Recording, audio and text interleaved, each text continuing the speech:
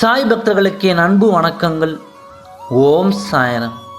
என் அன்பு குழந்தையே, நீ அழுகின்றாய் என தெரிந்தும் நான் ஆறுதல் சொல்ல வந்தேன்.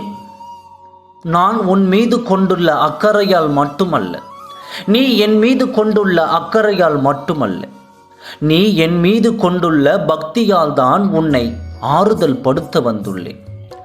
கலங்காமல் இரு. நான் உனக்கு கெடுதல் செய்வேனா? உன் பாவங்கள் உன்னை துன்பத்திற்கு ஆளாக்குகிறது என்று நீ முழுதாய் நம்புகின்றாய்.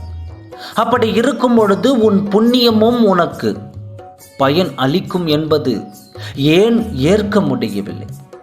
என் அன்பு குழந்தையே, உன் பாவத்தின் பலனை நிச்சயமாக குறைக்க இயலும்.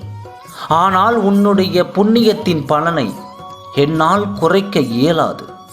நீ அழும்பொழுது முதலில் ஆறுதல் சொல்வது நாங்கத்தான்.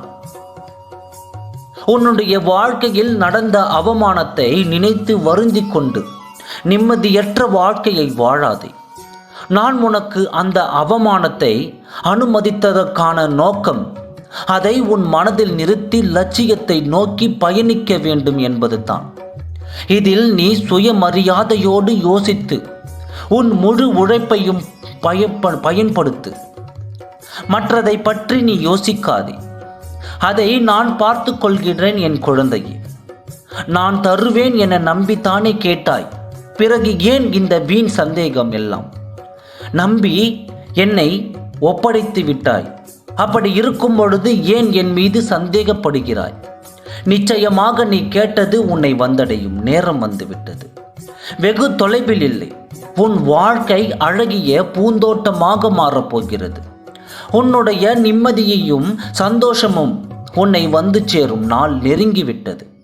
நீண்ட காலமாக நீ எதிர்பார்த்த ஒரு நிகழ்வு உன் வாழ்வில் அரங்கேறப் போகிறது.